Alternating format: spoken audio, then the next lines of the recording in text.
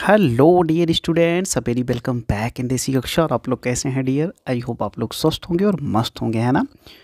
तो यार बहुत ही प्यारा अपना कम्युनिकेशन चल रहा है, बहुत ही बढ़िया बात चल रही है सेंटर ऑफ मास पे। और सेंटर ऑफ मास के पिछले वाले लेक्चर यानी कि लेक्चर नंबर 4 में हम लोगों ने क्या किया था डियर? लेक्चर नंबर 4 में हम सारे लोगों ने वेलोसिटी ऑफ सेंटर ऑफ मास की बात करी थी, है ना। और अब क्या करना है आज हम लोगों को? आज भी हम लोगों को वेलोसिटी ऑफ सेंटर ऑफ मास पे ही बात करनी है। लेकिन डियर हम लोग कुछ क्वेश्चंस ले रहे थे, तो हमारे सारे क्वेश्चंस पूरे नहीं हुए थे। आपको पता है कि किसी भी टॉपिक को ज़बरदस्त बनाने का जो सबसे बेहतरीन और सबसे बढ़िया मेथड होता है वो होता है वैरायटी ऑफ क्वेश्चंस। तो जितना आप वैरायटी ऑफ क्वेश्चंस अटैम्प्ट करेंगे डियर, आपका आपका उतना ही बेहतरीन वो टॉपिक तैयार हो जाएगा। यानी अपने आप पे भरोसा करने के लिए, फिजिक्स पे भरोसा करने के लिए आपको मल्टीपल टाइप के क्वेश्चंस आपको करने होंगे, यानी डिफरेंट वैरायटी के क्वेश्चंस आपको करने होंगे। तो चलिए डियर, उसी कड़ी में आज हम लोग आगे बढ़ते हैं और लेते हैं कुछ नए क्वेश्चंस। ओके डियर, चलो।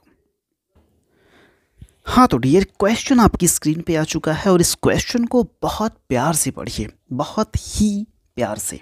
ओके चलिए, तो क्वेश्चन जब आप पढ़ना शुरू करेंगे डियर तो आपको बहुत ही मज़ा आएगा, क्योंकि ये बहुत ही प्रैक्टिकल लाइफ क्वेश्चन है और इस क्वेश्चन को एस सी वर्मा सर की बुक से लिया गया है। ओके, तो देखिए तो क्या कह रहा है कि द बैलून, है ना, the balloon, the light rope and the monkey shown in the figure are at rest in the air. Okay, यानी कि ये जो आप बैलून देख रहे हैं, ये बैलून आप देख रहे हैं ना, ये बैलून और ये मंकी साहब जो हैं ये, ठीक है, ये जो मंकी आप देख रहे हैं, ये बैलून और ये मंकी दोनों रेस्ट पोजीशन पे हैं। ये बात जब आपसे कही जाए कि both are in rest position, तो आप इसका क्या मतलब समझते हो? पहले ये बताओ, इसका आप क्या मतलब समझते हो? पहले ये बताओ। इसका मतलब डियर ये होता है कि इसका जो सेंटर ऑफ मास है दैट इज स्टेशनरी। ओके, हाँ, अब चलिए आगे बढ़िए। क्या कह रहा है कि if the monkey reached the rope, है ना, reach the top of the rope, by what distance does the balloon descend. Okay, कह रहे हैं कि अगर ये मंकी टॉप पे पहुंच जाए तो ये रस्सी कितना नीचे आएगी। Okay, if the mass of the balloon is capital M and mass of the monkey is smallum. Okay, and the length of the rope ascended by the monkey is L. बहुत ही प्यारा क्वेश्चन है डियर, बहुत ही प्यारा question है। चलिए सबसे पहले हम लोग इस क्वेश्चन को थोड़ा सा फिगराइज्ड करने की कोशिश करते हैं, थोड़ा सा फिगर के फॉर्म में इसको समझने की कोशिश करते हैं। ओके, सबसे पहले तो आप ये मान लीजिए डियर कि ये जो आपसे कह रहा है ना कि बैलून कितना नीचे आया, तो आप ये मान लीजिए कि ये जो बैलून है आपका, ये जो आपका बैलून है, ये बैलून मान लीजिए x नीचे आया। कितना नीचे आया? x। तो मान लीजिए कि यहाँ पे ये आपका बंदर है ना, ये आपका क्या हो गया? ये आपका हो गया बैलून, और बैलून पे ये आपका बंदर हो गया। ठीक है, बंदर हमसे बहुत प्यारा तो नहीं बन पाएगा, लेकिन चलिए मान लीजिए ये बंदर है। ठीक है, ये बंदर जो है, अब बंदर में दो हाथ थोड़ी ना हो जाएंगे, इसको हटा दीजिए, ये ऐसे, ओह सॉरी, ठीक है, इसको कुछ, अब यार क्या बताएं, इसको ऐसे पकड़ा दो बंदर को, चलो ठीक है, ठीक, ये वाला इसका हाथ हटा दो। हाँ, अब ये आप मान लीजिए डियर कि ये जो बैलून था वो x नीचे आया। कितना नीचे आया डियर? x नीचे आया। अगर बैलून x नीचे आया तो ज़रा आप हमें बताओ, अगर ये बैलून x नीचे आएगा तो मंकी को अब कितना चढ़ना पड़ेगा? मंकी को क्या पूरा का पूरा यहाँ से यहाँ तक जो यल था वो पूरा चढ़ना पड़ेगा? नहीं, मंकी को डियर जाना पड़ेगा कितना? मंकी को जाना पड़ेगा L माइनस एक्स। क्या आप इस बात से सहमत है कि नहीं? पहले इतना बताइए। अगर बैलून x नीचे आया है तो मंकी को L माइनस एक्स ऊपर जाना पड़ेगा। And you know very well कि सेंटर ऑफ मास जो है डियर आपका, सेंटर ऑफ मास आपका स्टेशनरी है। क्या है? स्टेशनरी है, सेंटर ऑफ मास आपका डियर स्टेशनरी है। तो क्या आप यहाँ पे ये फार्मूला नहीं लगा सकते कि m1x1 plus m2x2 is equal to 0? तो भैया बिल्कुल लगा सकते हो। अगर लगा सकते हो तो लगाते क्यों नहीं भाई? मंकी का मास कितना है? m है, इसने चला कितना है? l माइनस एक्स चला है। ओके, प्लस अच्छा ये बताइए कि अगर ऊपर की डायरेक्शन को आप पॉजिटिव लेते हो तो नीचे की डायरेक्शन को आपको माइनस लेना पड़ेगा कि नहीं? भैया बिल्कुल लेना पड़ेगा। तो चलो ठीक है, अब बैलून को आप m मान लीजिए और नीचे आ रहा है कितना? x। अब इसको आप 0 कर दीजिए। हमें निकालना क्या था? हमें तो x की वैल्यू निकालनी थी। चलो निकाल देते हैं। क्या हो जाएगा? ml minus mx, okay, minus capital mx is equal to how much dear? 0। तो चलिए हमें आप ये बता दीजिए कि क्या अगर हम x कॉमन ले लें तो क्या ये m प्लस m का मैटर नहीं बन जाएगा? इसको अगर इज इक्वल टू हम लोग ml बोल दे तो कोई दिक्कत हो जाएगी क्या? बिल्कुल नहीं। तो क्या यहाँ से x की वैल्यू डियर ml अपान में capital M plus small m बन जाएगी कि नहीं? बोलिए जल्दी से। अगर ये x की वैल्यू है तो यही तो आंसर है ना यार, यही तो आंसर है। ज़रा देखिए तो कोई आंसर इससे मिल रहा है क्या? देखिए फिर से क्या है? Small m l m plus m, small m l। ये देखिए बी वाला ऑप्शन आपका बिल्कुल करेक्ट है डियर, बी वाला ऑप्शन आपका बिल्कुल करेक्ट है। ओके, तो ये रहा आपका प्रॉपर सॉल्यूशन। तो इसमें हमें क्या ध्यान देना था? वही लास्ट वाला लेक्चर। फिर से मैं कह रहा हूँ कि अगर लास्ट वाला लेक्चर आप ना देखे हों तो आप बिल्कुल उसको देख लीजिए, तभी आप कंफर्टेबल फील कर पाएंगे इस वाले लेक्चर में, क्योंकि अब हम लोग वैरायटी ऑफ क्वेश्चंस लेंगे डियर। ओके, तो वैरायटी ऑफ क्वेश्चंस में वही बातें होंगी जो प्रीवियस वाले लेक्चर में हम लोगों ने सीख रखी हैं। ओके, तो मेरे ख्याल से ये क्वेश्चन आपको ज़बरदस्त तरीके से समझ में आया होगा।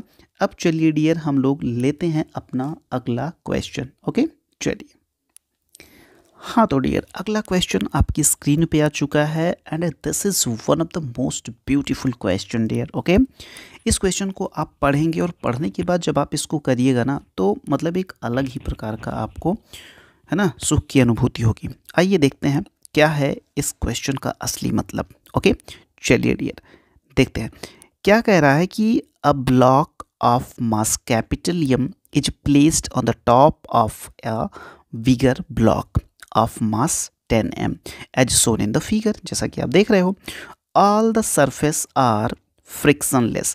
ये सारी की सारी जो ये जो नीचे आप देख रहे हो, ये नीचे की जो सरफेस है डियर ये फ्रिक्शनलेस है। फ्रिक्शनलेस होने से क्या मतलब है डियर? फ्रिक्शनलेस होने का ये मतलब है कि यहाँ पे फ्रिक्शन नहीं लग रहा है। ओके चलिए आगे चलते हैं। कहना कि the system is released from rest. ये जो ऊपर आप सिस्टम देख रहे हो, इस सिस्टम को रिलीज कर दिया जाता है। ठीक है, find the distance moved by the bigger block at the instant the smaller block reaches the ground. बहुत ही प्यारा क्वेश्चन। अब सुनिए, इस क्वेश्चन का असली मतलब पहले मैं आपको समझा देता हूँ। देखिए ये एक बिगर ब्लॉक है ना, ये एक बिगर ब्लॉक है, ये हैवी वाला ब्लॉक है, ये हैवी वाला ब्लॉक आपका नीचे है। ओके, इसके ऊपर एक छोटा सा ब्लॉक रखा गया है। अब आप ये बताइए डियर, अगर इस ब्लॉक को यहाँ से रिलीज किया जाए तो इनिशियली ये पूरा का पूरा सिस्टम किस में है? इनिशियली ये पूरा का पूरा सिस्टम आपका डियर रेस्ट पे है। इसका मतलब क्या हुआ? इसका मतलब ये हुआ कि इसका जो centre of mass initially rest पे है डियर। इनिशियली किस पे है? रेस्ट पे है। इस बात को आप ख्याल में रखिएगा। इसका मतलब अगर आप ये कहेंगे कि इनिशियली अगर ये रेस्ट पे है तो फाइनली भी ये किस पे होगा? रेस्ट पे ही होगा। यानी यही तो कॉन्सेप्ट हम लोगों ने सीखा पिछले लेक्चर में। बिल्कुल, तो यही कॉन्सेप्ट हमको लगाना है। अब देखिए इसका मैकेनिज्म कि ये पूरा का पूरा क्वेश्चन वर्क कैसे करेगा। इधर देखिए, बहुत ध्यान से देखिए।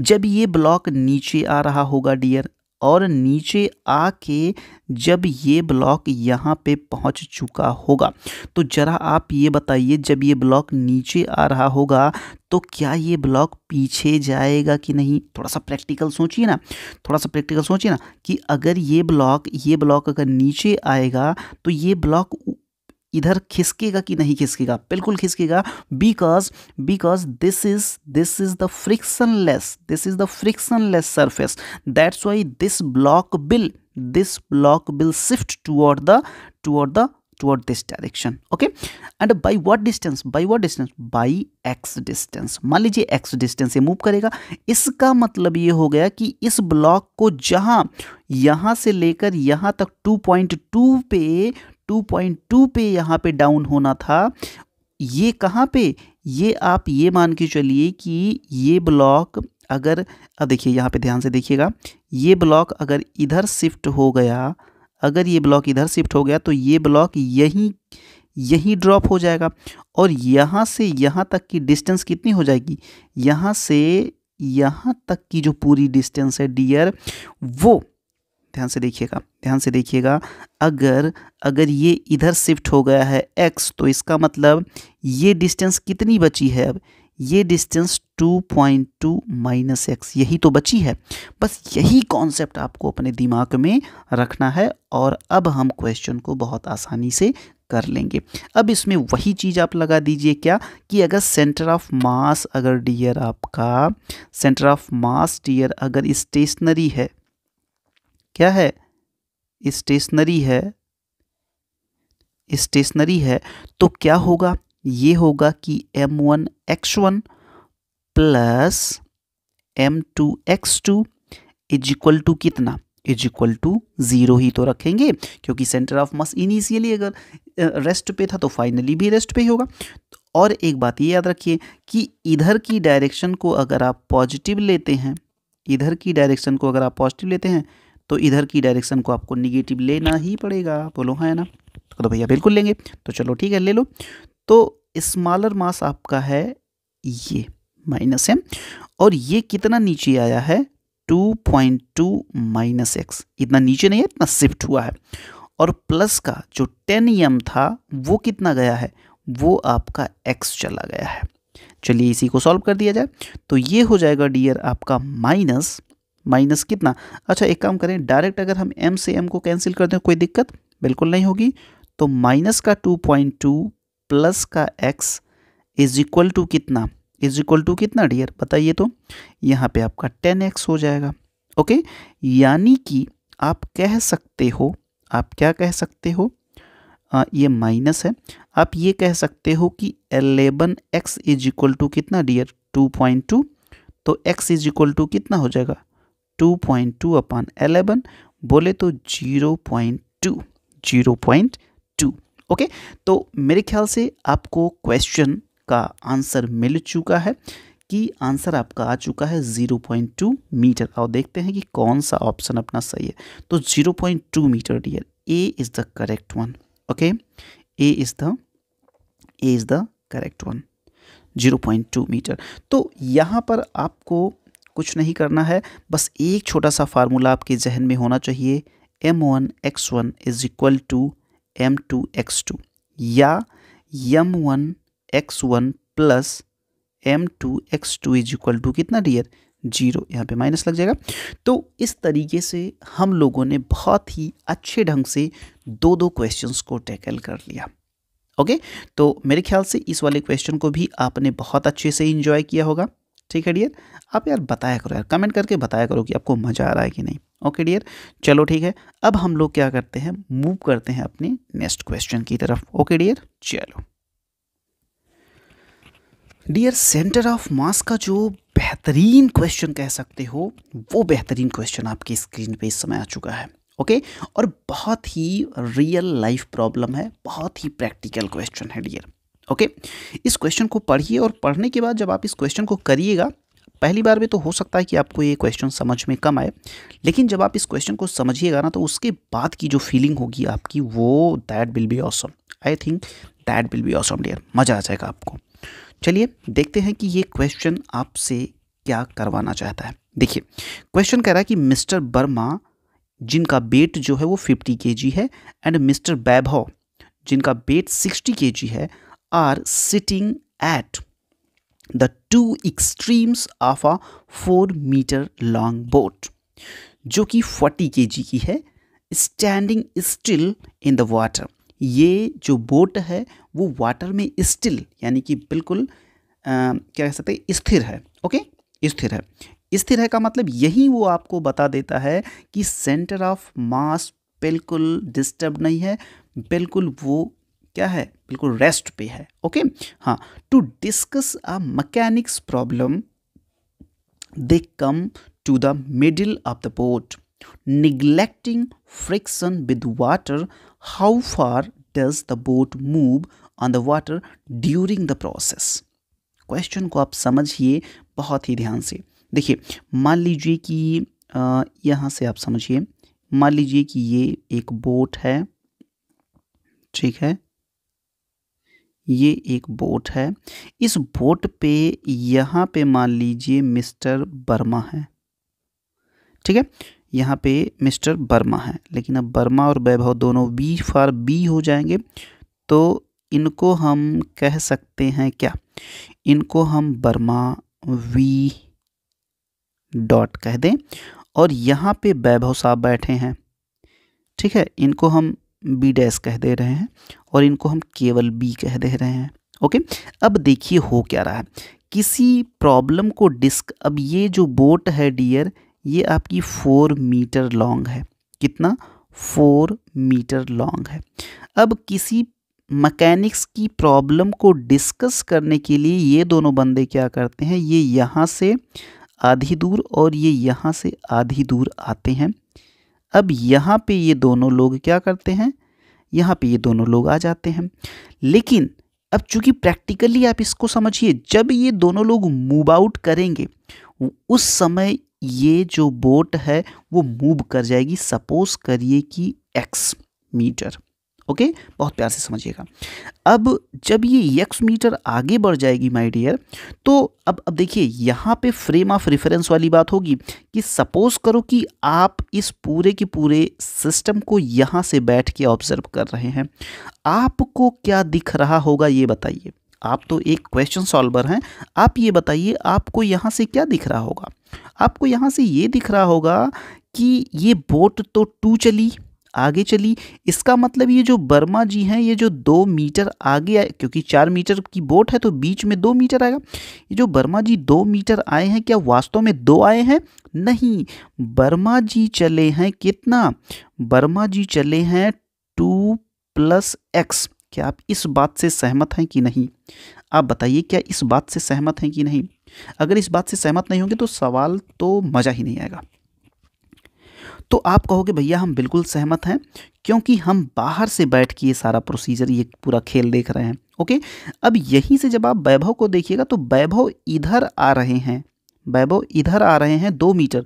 लेकिन ज़रा सोचिए कि ये x आगे जा चुका है, इसका मतलब आप ये कहेंगे कि जो ये वैभव साहब हैं ये कितना आगे चले हैं? आप कहिएगा ये 2 - x चले हैं, 2 - x चले हैं। ओके, और यहीं पे हम लोग बोट की भी तो बात करेंगे। किसकी?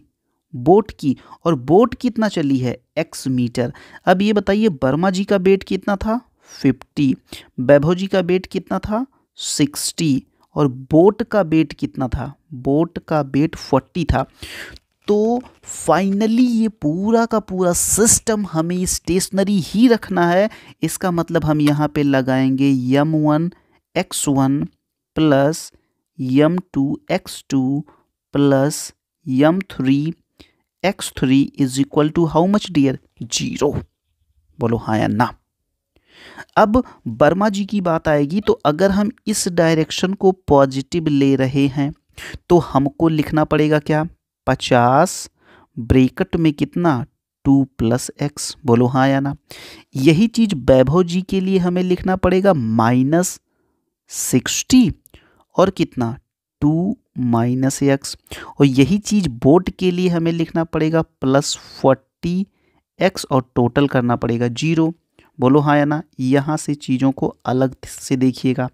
चलिए ठीक है, ये हो जाएगा आपका 100 plus 50x minus 120 plus 60x plus 40x is equal to how much dear? 0। तो यहाँ से कितना हो गया ये देखिए, 100 और 120, ये आपका हो जाएगा माइनस का 20, तो ये दोनों चला गया अपना। और यहाँ पे 60x है और यहाँ पे 50x है, तो 60x 50x, ओके।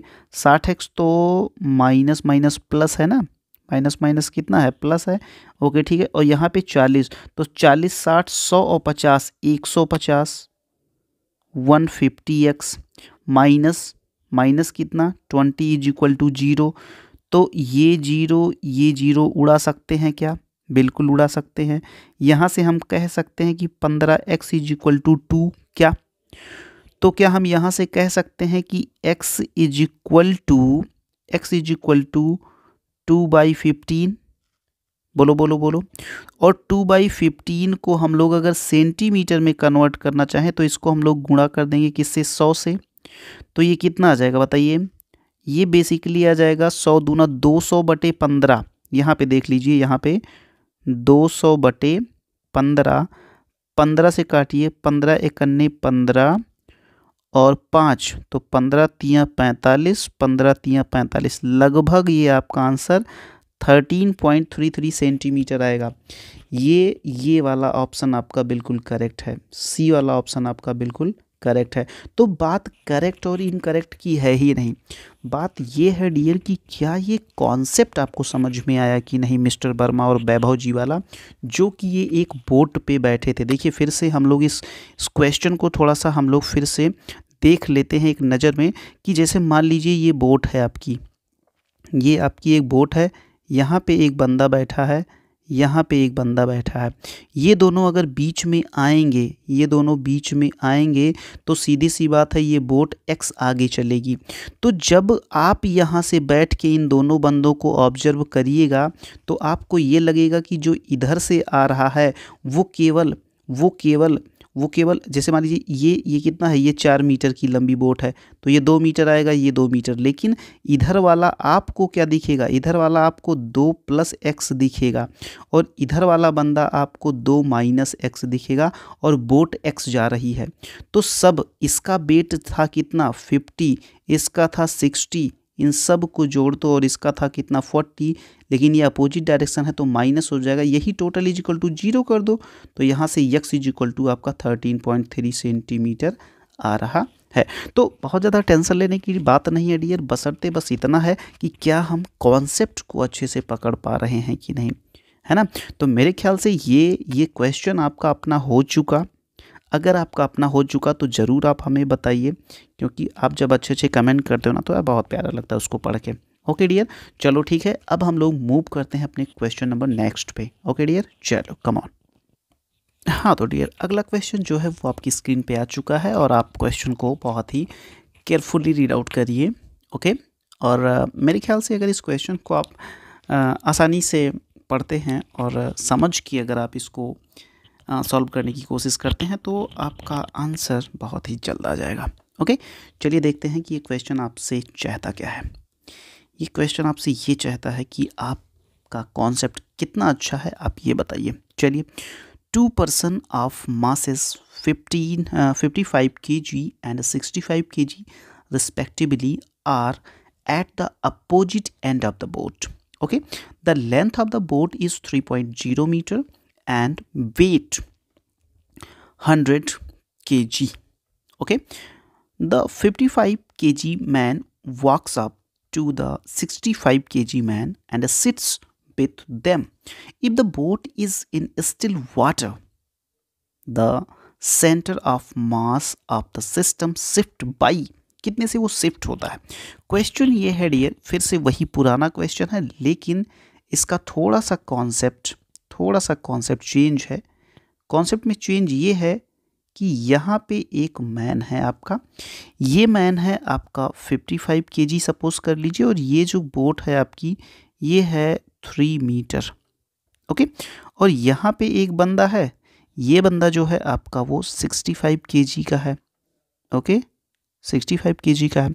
होता क्या है कि जो बंदा 55 केजी का है वो 65 केजी वाले बंदे के पास पहुंचता है, जाता है, और जब ये भी यहाँ पे पहुंच जाता है, अभी भी सेंटर ऑफ मास जो है ना, अभी भी यहाँ पे देखिए क्या लिखा है, in still water the centre of mass of the system shift, कितना शिफ्ट होगा।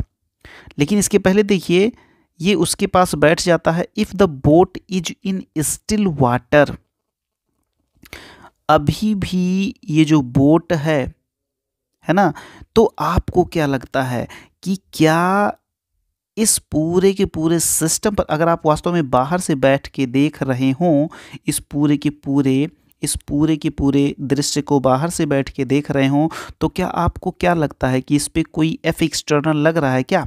तो आपको हो गया यार एफ एक्सटर्नल तो इस पे जीरो लग रहा है। अगर एफ एक्सटर्नल जीरो लग रहा है तो ए सी एम क्या होगा भैया? ए सी एम इसका क्या होगा? जीरो होगा। यानी एक्सेलरेशन ऑफ सेंटर ऑफ मास क्या होगा इसका? जीरो। इसका मतलब ये हुआ कि आपके जो सेंटर ऑफ मास में जो मोमेंट है वो क्या होगा? वो जीरो होगा। वो क्या होगा? वो जीरो होगा। नहीं समझे? वो जीरो होगा, क्योंकि सेंटर ऑफ मास अगर पहले स्टेशनरी था तो बाद में भी स्टेशनरी रहता है। तो भैया मूव क्या होता है? मूव ये बोट करेगी यार, ये बोट करेगी। इसीलिए तो इसमें हम लोग कौन सा फार्मूला लगाते हैं? इसमें हम लोग लगाते हैं m1x1 plus m2x2 is equal to zero. ऐसा क्यों करते हैं?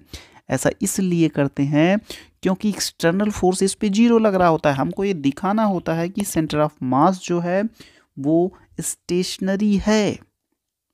ओके, तो initially centre of mass initially भी जीरो होता है और फाइनली भी जीरो होता है ऐसी केसेस में।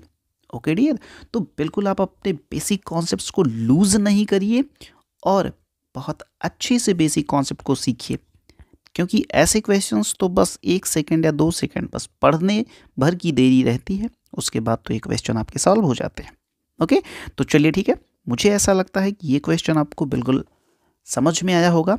अब हम लोग लेते हैं कुछ नए कॉन्सेप्ट पे बेस्ड क्वेश्चन। ओके चलो, तो चलिए डियर लेते हैं हम अगला। अब अगले टॉपिक पे जाने से पहले डियर हम लोग सबसे पहले क्या करेंगे कि एक छोटा सा टॉपिक समझेंगे कि कंजर्वेशन ऑफ लीनियर मोमेंटम का क्या मतलब होता है। ओके डियर, तो इतनी बात तो हमको यार पता होती है कि जो अपना VCM होता है, यानी वेलोसिटी ऑफ सेंटर ऑफ मास, वो कितना होता था आपको इतना तो पता है, m1 v1 plus m2 v2। ऐसे ही करते करते हम लोग क्या करते थे, m3 v3 और चले जाते थे कहाँ तक, mn vn तक। और इसके नीचे में डिवाइड लगाते थे, इसके नीचे में डिवाइड लगाते थे किससे, m1 plus m2 plus m3 plus mn तक का। बोलो हाँ या ना? अच्छा ठीक है, अब आप एक काम ये करिए कि आप इसको इधर लाइए, ओके, नीचे वाले पार्ट को। तो आप क्या कहेंगे, आप कहेंगे m1 plus m2 plus m3 plus dot dot dot कितना, mn, और ऐसा करके आप लिख देंगे यहाँ पे VCM। फिर आप कहिएगा m1 v1 plus m2 v2 plus m3 v3 और ऐसे ऐसे mn vn तक। बोलो हाँ या ना? यानी यहाँ से अगर हम लोग देखें तो VCM जो है ना, वो क्या होगा, वो हो जाएगा आपका m1 v1 plus m2 v2 plus ऐसे करके आपका कहाँ तक चला जाएगा, mn vn तक। ये सारे के सारे वेक्टर होते हैं, ये सारे के सारे वेक्टर होते हैं। ओके हाँ, ये सारे वेक्टर होते हैं, याद रखिएगा। तो यहाँ से आप पी नेट क्या बोल सकते हो यार, पी नेट यानी कि नेट मोमेंटम क्या कह सकते हो आप, यही तो कह सकते हो ना, P1 plus P2 plus P3, यही तो कहोगे ना। तो ये आपका एक फार्मूला निकल के चला आता है, ठीक है। डॉट डॉट डॉट डॉट ये कहाँ तक जाएगा, Pn तक जाएगा। कहाँ तक, Pn तक चला जाएगा। ओके डियर, ये आपका कहाँ तक चला जाएगा, ये आपका n तक चला जाएगा। तो यही चीज़ हमें आपको सिखानी थी कि जो ये कॉन्सेप्ट होता है कंजर्वेशन ऑफ लीनियर मोमेंटम का, इसका मतलब ये होता है कि इनिशियली जो किसी भी सिस्टम का जो लीनियर कंजर्वेशन होता है ना, मोमेंटम जो होता है वो इनिशियली जो होता है ना, P initial is equal to P final. ये बात हमको मेनली याद रखनी है। ओके, तो इस कॉन्सेप्ट के बेसिस पे अब हम लोग क्या करेंगे, अब हम लोग कुछ क्वेश्चंस करेंगे। ओके, और एक बात ये जान लीजिए कि अगर कोई भी, जैसे मान लीजिए कोई बॉडी है, ठीक है, अगर ये बॉडी है, इस बॉडी पे अगर एफ एक्सटर्नल यानी कि अगर इस पे लगने वाला एक्सटर्नल फोर्स अगर 0 है तो इसका मतलब क्या होता है कि ए सी एम भी इस पे क्या होगा, 0 होगा। तो इस केस में वी सी एम जो होगा dear, velocity of centre of mass, that will be constant. अगर वो कांस्टेंट है तो आप यहाँ से यही बात बोलिएगा कि P initial is equal to P final. तो कुल मिला के अगर किसी सिस्टम पे एक्सटर्नल फोर्स नहीं लग रहा है तो हमको इस बात को जानने की ज़रूरत होगी कि वहाँ पे लीनियर मोमेंटम कंजर्वेशन थ्योरम लगेगी। तो चलिए अब इस सिलसिले को आगे बढ़ाते हुए हम लोग क्या करते हैं, कुछ बेहतरीन लेवल के क्वेश्चंस लेते हैं। ओके, चलो देखते हैं कि क्या हो सकता है। अब ये पहला क्वेश्चन आप पढ़िए, क्या कह रहा है कि a bullet of mass 10 gram is fired from a gun of mass 1 kg with the recoil velocity of gun is 5 meter per second, तो find the muzzle velocity। तो पहली बात तो आप ये जानिए डियर कि ये मान लीजिए आपकी गन है, पता नहीं अब गन मुझसे ढंग से बनेगी कि नहीं, हाँ बन तो गई, ये आपकी मान लीजिए गन है। अब क्या हुआ कि इस गन से आपने क्या करा कि एक बुलेट फायर करा। जैसे ही आपने एक बुलेट फायर करा, इस बुलेट का जो मास था वो 10 ग्राम था। ओके, और ये 10 ग्राम का था, और गन आपकी जो थी, ये गन आपकी ये 1 kg की थी। ये गन कितने की थी, 1 kg की।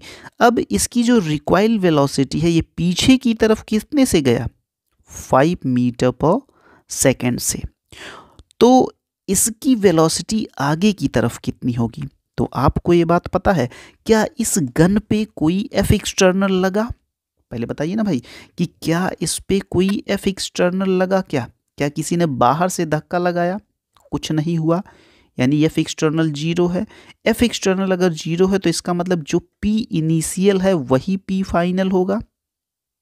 तो पी इनिशियली अगर देखा जाए तो क्या था, पी इनिशियली 0 था, तो पी फाइनल भी क्या होगा आपका, पी फाइनल भी आपका 0 होना चाहिए, बोलिए हाँ या ना। तो P initial is equal to P final पे आप फोकस करें, कैसे करिएगा, तो P initial is equal to 0, तो P फाइनल आप क्या कहेंगे ये बताइए। P फाइनल का मतलब पूरे के पूरे सिस्टम का, तो P फाइनल क्या है, 10 ग्राम की गोली है, और 10 ग्राम की गोली का मतलब इसको किलोग्राम में बदलिएगा तो 1000 से गुणा करिएगा, इंटू V से आप मल्टीप्लाई करेंगे। ओके, तो अगर इस डायरेक्शन को आपने पॉजिटिव लिया है तो गन वाले को आप माइनस करेंगे, इसमें से कितना, 1 × 5। चलिए अब आया मज़ा, क्या हो गया, ये यहाँ से गया, तो ये आपका V/100 इज इक्वल टू कितना, इज इक्वल टू 5। तो V इज इक्वल टू कितना होगा, आप हमें बताइए। V इज इक्वल टू होगा 5 × 100 इज इक्वल टू 500 मीटर पर सेकेंड। तो ये आपका क्वेश्चन आ गया, ठीक है। तो देखिए आप ऐसे भी लगा सकते थे एनर्जी, क्या कहते हैं उसको, मोमेंटम कंजर्वेशन से कि P initial is equal to P final. Okay, आप ऐसा भी कह सकते थे, या आप M1 V1 is equal to M2 V2 भी कर सकते थे, M1 V1 is equal to M2 V2 भी कर सकते थे। तो आपके पास इस समय दो टूल हैं, आप चाहे इस टूल से चलिए और चाहे आप ऐसे चलिए M1 V1 is equal to M2 V2। तो यहाँ पे आप दोनों में कंफर्टेबल हैं। ओके डियर, तो मेरे ख्याल से इस क्वेश्चन को भी आपने बेहतरीन ढंग से एंजॉय किया होगा। चलिए अब हम लोग आगे बढ़ते हैं और लेते हैं नेक्स्ट क्वेश्चन। अब dear law of conservation of linear momentum की हम लोग अगर बात कर ही रहे हैं तो इस क्वेश्चन को छोड़ दे फिर तो नाइंसाफ़ी हो जाएगी यार। ये अपने आप में बहुत ही प्यारा क्वेश्चन है और ऐसे क्वेश्चंस को हमें बिल्कुल से छोड़ना नहीं है। चलिए आ जाइए, क्वेश्चन पहले ध्यान से पढ़िए। क्या कह रहा है कि आ man of mass 20 kg is standing on a platform of mass 10 kg kept on a smooth horizontal surface. जैसे ही बात स्मूथ की आए आप तुरंत जान लीजिए कि वो फ्रिक्शनलेस है। Okay, the man starts moving with a velocity of 3 meter per second with respect to the platform. Find the recoil velocity of platform. क्या कहें इस पे, क्या कहिएगा आप बताइए, आपका दिमाग क्या कहता है, आप कैसे। सबसे पहले तो क्वेश्चन को आप फिगर आउट करिए, पहले इसका फिगर आप ड्रा करिए। देखिए ये है आपका प्लेटफॉर्म, ये है आपका प्लेटफॉर्म और इस पर ये बंदा है स्टैंड माने कि खड़ा है। अब क्या होता है कि ये जो बंदा है इसका वेट है 20 kg, ये आगे की तरफ बढ़ता है और कितने वेलोसिटी से 3 मीटर पर सेकेंड से। ओके, अब अगर ये फ्रिक्शनलेस सरफेस है, अगर ये फ्रिक्शनलेस सरफेस है माय डियर, तो आपको ये तो प्रैक्टिकल नॉलेज होगा ही, ये बंदा आगे बढ़ेगा तो ये प्लेटफॉर्म इधर भागेगा। मान लो कि वो v वेलोसिटी से प्लेटफॉर्म इधर आएगा and this situation is observed bye you. Okay, this situation is completely observed bye you from the ground. आप यहाँ पे बैठे हो और इसको देख रहे हो भैया चल क्या रहा है यहाँ पे। तो जब आप यहाँ से इस पूरे के पूरे सिस्टम, पूरे सिनेरियो को जब आप यहाँ से नीचे से ऑब्जर्व करेंगे, यानी आपका फ्रेम ऑफ रेफरेंस चेंज होगा, तो आपको रियलिटी में क्या दिखेगा ये बताइए। आपको रियलिटी में क्या दिखेगा? आपको ये दिखेगा कि ये v वेलोसिटी से प्लेटफॉर्म इधर भाग रहा है और बंदा 3 किलोमीटर से इधर। तो आप रियल में बताइए कि मैन की वेलोसिटी आपको क्या नज़र आएगी? मैन की वेलोसिटी क्या आपको 3 - v नहीं नज़र आएगी? सच सच बताइए। बिल्कुल ओके। अगर आपको ये बात समझ में आई तो क्या ये पूरा का पूरा सिस्टम इनिशियली रेस्ट पे था? बिल्कुल रेस्ट पे था। ओके, और आप हमें एक जवाब और दीजिए, आप हमें ये बताइए कि क्या यहाँ पे लीनियर मोमेंटम कंजर्वेशन हम लगा सकते हैं कि नहीं? और अगर लगा सकते हैं तो क्या आप ये कहेंगे कि P initial is equal to P final? Okay, तो P इनिशियल कितना है? 0 है, क्योंकि सारा का सारा सिस्टम स्टॉप्ड है, रुका हुआ है। लेकिन अभी P फाइनल वाली सिचुएशन में क्या होगा? P फाइनल की सिचुएशन में होगा 20। रुकिए, इसको नीचे कर लिया जाए क्योंकि थोड़ा लंबा जाने वाला है। तो ये आपका P initial is equal to P final आप लगाएंगे? बोलो हाँ या ना? बिल्कुल भैया लगाएंगे। तो P इनिशियल क्या है? 0 है। ओके, P फाइनल क्या है? 20 kg का बंदा 3 - v वेलोसिटी से भाग रहा है और प्लस 10 kg का प्लेटफॉर्म अपोजिट डायरेक्शन में v वेलोसिटी से जा रहा है। तो आप इस पूरे सिस्टम को क्या कहिएगा? 60 - 20v प्लस 10 प्लस नहीं, यहाँ पे आप माइनस करेंगे, -10v इज इक्वल टू क्या? 0। कहिएगा कि नहीं कहिएगा बताइए। तो यहाँ से आप कहिएगा कि 30v इज इक्वल टू 60 और v is equal to 60/30 is equal to how much? 2 metre पर सेकेंड। बोलो हाँ या ना? तो ये आपका आंसर अब आया कितना? 2 मीटर पर सेकेंड। तो बात यहाँ पे मेन थी किसकी? यहाँ पे मेन बात थी लीनियर मोमेंटम कंजर्वेशन की, है ना? लीनियर मोमेंटम कंजर्वेशन की। तो क्या ये कॉन्सेप्ट आपको समझ में आया? तो देखिए, कभी भी जब आप फिजिक्स के क्वेश्चंस को आप कर रहे हों तो डियर 2-3 बातों का आप ध्यान रखिए।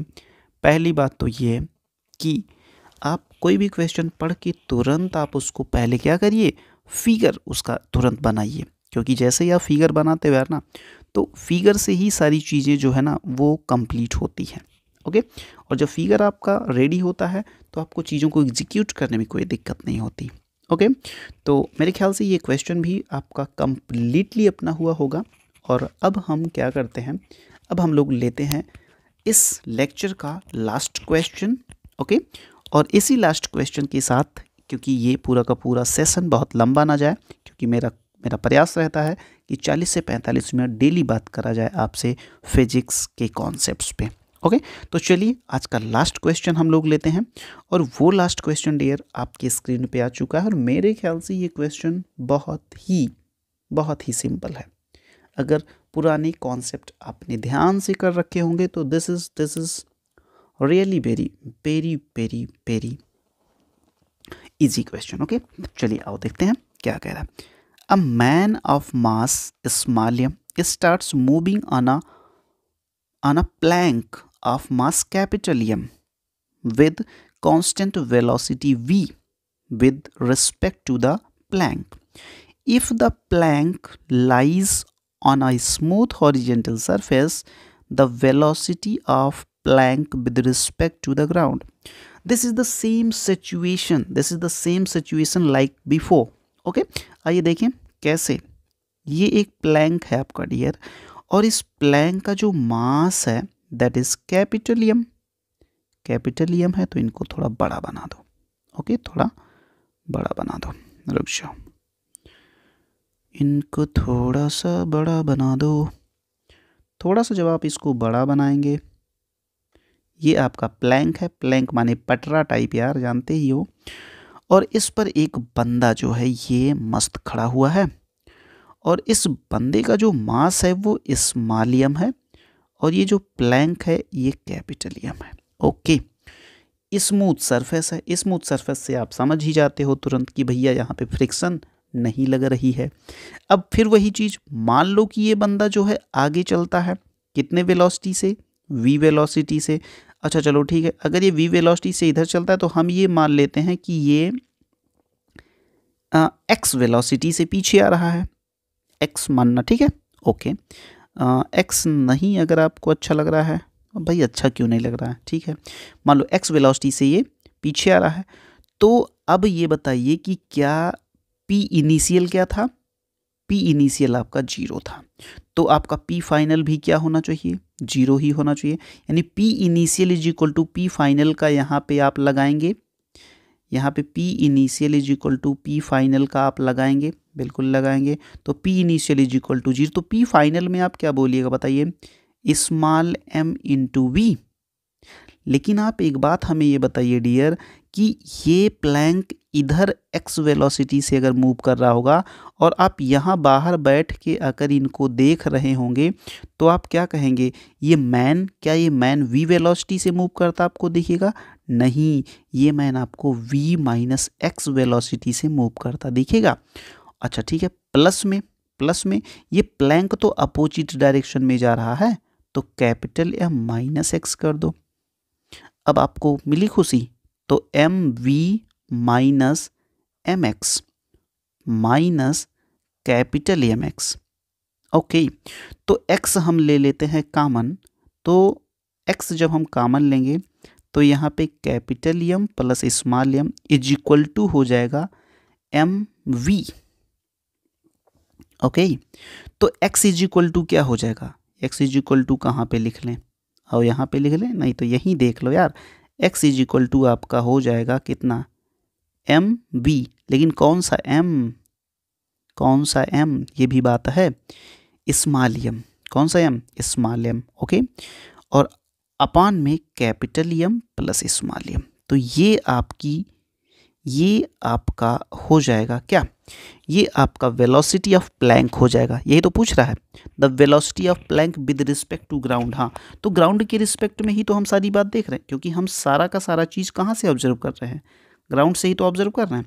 तो अपना आंसर जो होगा डियर वो कौन सा होगा, एम बी। हाँ, ये डी वाला ऑप्शन आपका बिल्कुल करेक्ट हो जाएगा। ओके, तो इस तरीके से डियर स्टूडेंट्स हम लोगों ने बात करी।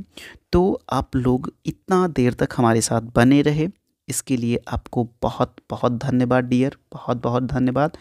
ऐसे ही हम लोग साथ में बने रहें और मस्ती मस्ती में सारे के सारे फिज़िक्स को हम लोग धुआं धुआं करते रहें। ओके डियर, तो ठीक है, आप जहाँ कहीं भी हो डियर, बिल्कुल ऐसे ही स्वस्थ रहिए, मस्त रहिए, पढ़ते रहिए और अपने नीट या अगर आप जेई की प्रिपरेशन कर रहे हैं डियर, तो आप ऐसे ही ज़बरदस्त लगे रहिए, बिल्कुल ऐसे ही प्यार बनाए रखिए।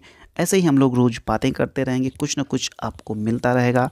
ओके, तो ठीक है, मिलते हैं नए लेक्चर में कुछ नए कॉन्सेप्ट के साथ। तब तक के लिए बिल्कुल आप हमें इजाज़त दें, चलते हैं।